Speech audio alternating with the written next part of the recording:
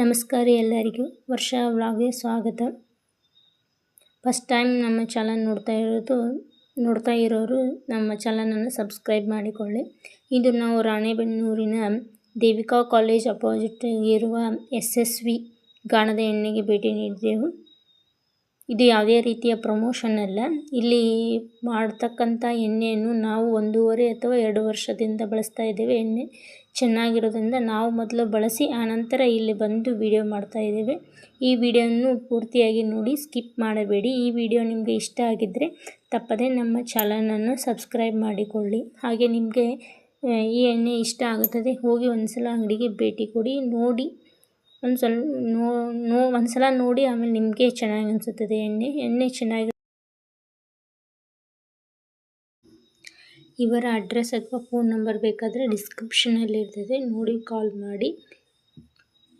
ನೀವು ಗಾಣದ ಎಣ್ಣೆಯನ್ನು ಬಳಸಿ, ಇದು ಆರೋಗ್ಯಕ್ಕೆ ತುಂಬಾ ಒಳ್ಳೆಯದು. ಈ ಎಣ್ಣೆಯನ್ನು ಬಳಸಿ ನಿಮ್ಮ ಆರೋಗ್ಯವನ್ನು ಕಾಪಾಡಿಕೊಳ್ಳಿ. ಮತ್ತು ಈ ವಿಡಿಯೋನು ಸ್ಕಿಪ್ ಮಾಡದೆ ನೋಡಿ, ಪೂರ್ತಿಯಾಗಿ ನೋಡಿ. ಈ ವಿಡಿಯೋ ನಿಮಗೆ ಇಷ್ಟ ಆಗಿದ್ದರೆ ದಯವಿಟ್ಟು ನಮ್ಮ ಚಾನಲನ್ನು ಸಬ್ಸ್ಕ್ರೈಬ್ ಮಾಡಿಕೊಳ್ಳಿ. ಮತ್ತು ಈ ಅಂಗಡಿಯಲ್ಲಿ ಬರೀ ಎಣ್ಣೆ ಅಷ್ಟೇ ಅಲ್ಲದೆ ಇದರ ಜೊತೆಗೆ ಬೆಲ್ಲದ ಪುಡಿ ಮತ್ತು ಚಹಾ ಪುಡಿ ಮತ್ತು ಹಲವು ಬಗೆಯ ದನಕರುಗಳಿಗೆ ಬೇಕಾದಂಥ ಹಿಂಡಿಗಳು ಸಹ ಸಿಗುತ್ತವೆ. ನಿಮಗೆ ಯಾರಿಗಾದರೂ ಬೇಕಾದರೆ ಈ ನಂಬರ್ಗೆ ಕಾಲ್ ಮಾಡಿ. ಮತ್ತು ಈ ಬೆಲ್ಲ ಮತ್ತು ಚಹಾ ಪುಡಿ ಎಲ್ಲ ಆರ್ಗ್ಯಾನಿಕ್ ಆಗಿರುತ್ತದೆ, ಯಾವುದೇ ರೀತಿಯ ಕೆಮಿಕಲ್ ಆಗಿರುವುದಿಲ್ಲ. ಇವೆಲ್ಲ ಟೆಸ್ಟೆಡ್ ಆಗಿದ್ದಾವೆ. ನಾವು ಈ ಅಂಗಡಿಯಲ್ಲಿ ಶೇಂಗಾದ ಎಣ್ಣೆ ಮತ್ತು ಕೊಬ್ಬರಿ ಎಣ್ಣೆ ಇವೆರಡು ಎಣ್ಣೆಯನ್ನು 1.5 ಅಥವಾ 2 ವರ್ಷ ಆಯಿತು ಬಳಸ್ತಾ ಇದ್ದೇವೆ. ತುಂಬ ಚೆನ್ನಾಗಿದೆ. ಅದರಿಂದಾಗಿ ಈ ವಿಡಿಯೋ. ನಮಸ್ತೆ ಮೇಡಮ್. ನಮಸ್ಕಾರ. ನಿಮ್ಮ ಹೆಸರು ಮೇಡಮ್? ನನ್ನ ಹೆಸರು ಸಂಧ್ಯಾ ಅಂತ. ಸಂಧ್ಯಾ. ಏನ್ ಎಜುಕೇಶನ್? ನಂದು M.Com ಆಗಿದೆ. M.Com. ವರ್ಷದಿಂದ ಗಾಣದ ಎಣ್ಣೆ ಓಪನ್ ಮಾಡಿ ನಾವು 2 ವರ್ಷದಿಂದ. 2 ವರ್ಷ. ಹೌದು, 2 ವರ್ಷ ಆಯ್ತು. ಹೇಗೆ ನಡೀತಿದೆ ಮೇಡಮ್ ವ್ಯಾಪಾರ? ಚೆನ್ನಾಗಿ ನಡೀತಿದೆ, ದೇವ್ರ ದಯೆ. ಏನೇನ್ ಐಟಮ್ ಸಿಗ್ತಾರ ಮೇಡಮ್ ನಿಮ್ಮ ನಮ್ಮ ಅಂಗಡಿಲಿ? ಶೇಂಗದ ಎಣ್ಣೆ, ಕುಸುಬಿ ಎಣ್ಣೆ, ಆಮೇಲೆ ಸೂರ್ಯಕಾಂತಿ ಎಣ್ಣೆ ಸಿಗುತ್ತೆ, ಎಳ್ಳೆಣ್ಣೆ, ಎಲ್ಲಾ ಎಣ್ಣೆ ಸಿಗುತ್ತೆ. ನಾವು ಹಾಗೆ ಸರ್ವಿಸ್ ಎಲ್ಲಾನು ಕೊಡ್ತೀವಿ. ಯಾರಾದ್ರೂ ಬಂದಿರೋರು ಹಾಕೊಡ್ತೀವಿ. ಬೇರೆದವರು ಯಾವ್ದೇ ರೀತಿ ಕಾಳು ತಂದ್ಕೊಟ್ರು ಯಾವ ತರ ಕಾಳು ತಂದ್ಕೊಟ್ರು ಹಾಕೊಡ್ತೀವಿ. ಅದಕ್ಕೆ ರೇಟ್ ಬೇರೆ ತರ ಇರುತ್ತೆ. ಅದಕ್ಕೆ ರೇಟ್ ಬೇರೆ. ಹಿಂಡಿ ನಮ್ಗೆ ಕೊಟ್ರೆ ಒಂದ್ ರೇಟ್ ಇರುತ್ತೆ, ಮತ್ತೆ ಅವ್ರು ವಾಪಸ್ ತಗೊಂಡ್ ಹೋಗ್ತೀವಿ ಅಂದ್ರೆ ಅದಕ್ಕೊಂದ್ ರೇಟ್ ಇರುತ್ತೆ. ಬಟ್ ಎಲ್ಲಾನು ರೀಸನೇಬಲ್ ರೇಟ್ ಅಲ್ಲೇನೆ ಇರುತ್ತೆ. ಗಾಣದ ಎಣ್ಣೆ ಅಂದ್ರೆ ಏನ್ ಮೇಡಮ್? ಗಾಣದ ಎಣ್ಣೆ ಅಂದ್ರೆ ಕೋಲ್ಡ್ ಪ್ರೆಸ್ಡ್ ಆಯಿಲ್. ಆಯ್ತಾ? ಕೋಲ್ಡ್ ಪ್ರೆಸ್ಡ್ ಆಯಿಲ್ ಏನು ಅಂತಂದ್ರೆ, ನಾವ್ ಯಾವ್ದೇ ಎಣ್ಣೆ ತೆಗಿಬೇಕಾದ್ರೆ ಅದು ಬಿಸಿ ಜಾಸ್ತಿ ಆಯ್ತು ಅಂತ ಅನ್ಕೊಳ್ಳಿ, ಅದಕ್ಕೆ ಅದ್ರಲ್ಲಿರೋ ಪೋಷಕಾಂಶಗಳು ಸತ್ತೋಗುತ್ತೆ. ಹೀಟ್ ಜಾಸ್ತಿ ಆಯ್ತಂದ್ರೆ. ಕೋಲ್ಡ್ ಪ್ರೆಸ್ಡ್ ಅಂತ ನಾವು ತೆಗಿಯೋ ಎಣ್ಣೆಯಲ್ಲಿ ಜಾಸ್ತಿ ಬಿಸಿ ಆಗಲ್ಲ. ಸೊ ಅದರದ್ದೇ ಆದಂತ ಪೋಷಕಾಂಶಗಳು ಅದ್ರಲ್ಲೇ ಉಳಿಯುತ್ತೆ, ಅದೇ ಎಣ್ಣೆಯಲ್ಲಿ. ಅದಕ್ಕೆ ಅದು ಆರೋಗ್ಯಕ್ಕೆ ತುಂಬಾ ಮುಖ್ಯ ಅಂತ ಹೇಳೋದು.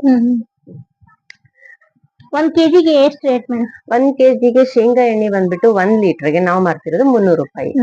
ಅಂದ್ರೆ ಬೇರೆ ಹೊರಗಡೆ ಬೇರೆ ಎಣ್ಣೆ ಕಡಿಮೆ ರೇಟ್ ಇದೆ, ನಿಮ್ಮ ಅಂಗಡಿಯಲ್ಲಿ ಯಾಕೆ ಇಷ್ಟು?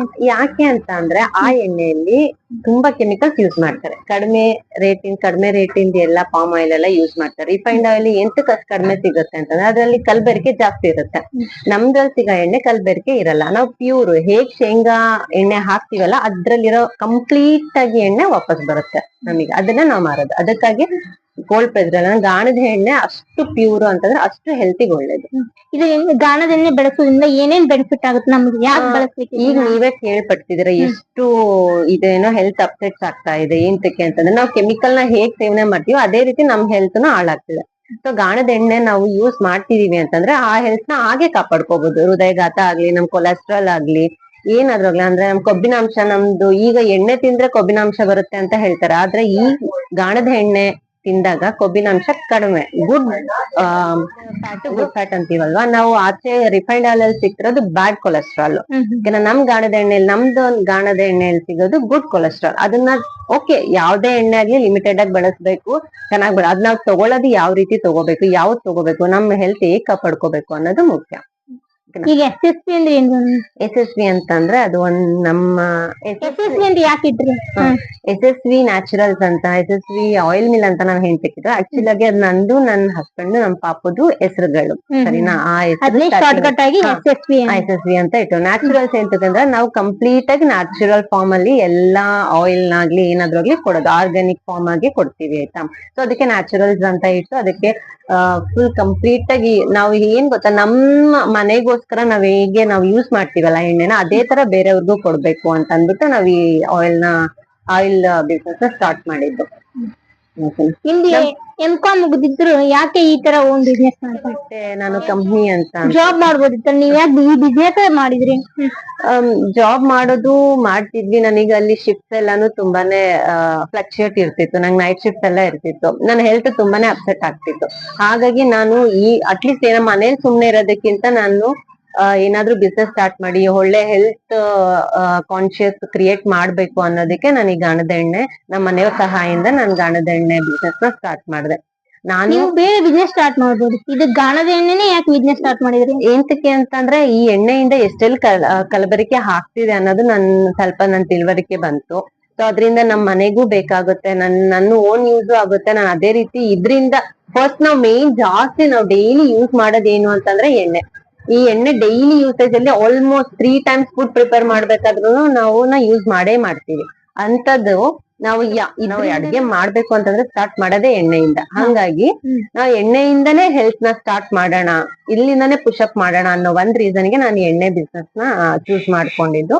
ಈಗ ಅದು ಗಾಣದ ಎಣ್ಣೆಯಿಂದ ಎಷ್ಟು ಹೆಲ್ತ್ ಬೆನಿಫಿಟ್ಸ್ ಇದೆ ಅಂತ ಅಂದ್ರೆ, ನಮ್ಮ ಹೇರ್ ಫಾಲ್ ಆಗ್ಲಿ, ನಮ್ಮ ಸ್ಕಿನ್ ಟೋನ್ ಆಗ್ಲಿ, ಮತ್ತೆ ನಾವು ಏನಿದೆಯಲ್ವಾ ಎಷ್ಟು ಸ್ಟಾಮಿನಾ ಬರುತ್ತೆ ಅಂತ ಅಂದ್ರೆ, ನಾವು ಫುಡ್ ಒಂದ್ ತಿಂಗಳು ಅಥವಾ 10 days ತಿಂದ್ರೆ ಇದರಿಂದ ಯಾವ್ದೇ ಯೂಸ್ ಇಲ್ಲ. ನಾವು ಏನ್ ಮಾಡ್ಬೇಕು ಅಂತ ಇನ್ನು ಕಂಟಿನ್ಯೂಸ್ ಆಗಿ 1 to 2 months ನ ಯೂಸ್ ಮಾಡ್ತಿದ್ರೇನೆ ಇದ್ರ ಬಗ್ಗೆ ನಮಗೆ ಐಡಿಯಾ ಬರೋದು. ಬಾಡಿಲಿ ಚೇಂಜಸ್ ಆಗ್ತಿದೆ ಅಥವಾ ನಮ್ ಹೆಲ್ತ್ ಹೇಗ್ ಡೆವಲಪ್ ಆಗಿದೆ, ಪ್ರೀವಿಯಸ್ ಎಣ್ಣೆ ತಿಂದಿರೋದಕ್ಕೂ ಈ ಎಣ್ಣೆ ತಿಂದಿರೋದಕ್ಕೆ ಎಷ್ಟು ಚೇಂಜಸ್ ಆಗಿದೆ ಅಂತ ಗೊತ್ತಾಗ್ಬೇಕು ಅಂತಂದ್ರೆ, ನೀವ್ ಏನಿಲ್ಲ ಅಂತ ಅಂದ್ರೂ 1 ತಿಂಗಳು 2 ತಿಂಗಳು ಕಂಟಿನ್ಯೂಸ್ ಈ ಎಣ್ಣೆ ಯೂಸ್ ಮಾಡ್ಬೇಕು. 1 kg 300 ರೂಪಾಯಿ ಅಂದ್ರೆ ಕಾಸ್ಟ್ಲಿ ಆಯ್ತಂದ್ರೆ ಕಮ್ಮಿ ಮಾಡ್ಬೋದಿತ್ತಲ್ಲ ರೇಟ್? ಅಲ್ಲ, ಕಮ್ಮಿ ಮಾಡೋದು ಪ್ರಶ್ನೆ ಅಂತ ಅಲ್ಲ. ಈಗ ನೀವು ಆಚೆ ಕಡೆ ರಿಫೈನ್ಡ್ ಆಗಿ ಯೂಸ್ ಮಾಡ್ತಿರಲ್ವ, ಅದೇನು ಕಮ್ಮಿ ಇಲ್ಲ. ಅದನ್ನು 190 to 200 ಇದೆ, 200 ರೂಪಾಯಿ ಇದೆ. ಅದರಿಂದ ಒಂದ್ ಆಗುತ್ತೆ ಇದು. ನಾವು ಇಲ್ಲಿ 300 ರೂಪಾಯಿ ಇಟ್ಟು ನಾವು ಯೋಚನೆ ಮಾಡಿದ್ರೆ ನಾವು ಹಾಸ್ಪಿಟಲ್ಗೆ ಎಷ್ಟು ಇಡ್ಬೇಕು, ಅದ್ರ ಡಬಲ್ ಟ್ರಿಪಲ್ ಇಡ್ಲೇಬೇಕಾಗುತ್ತೆ ಅಲ್ಲ.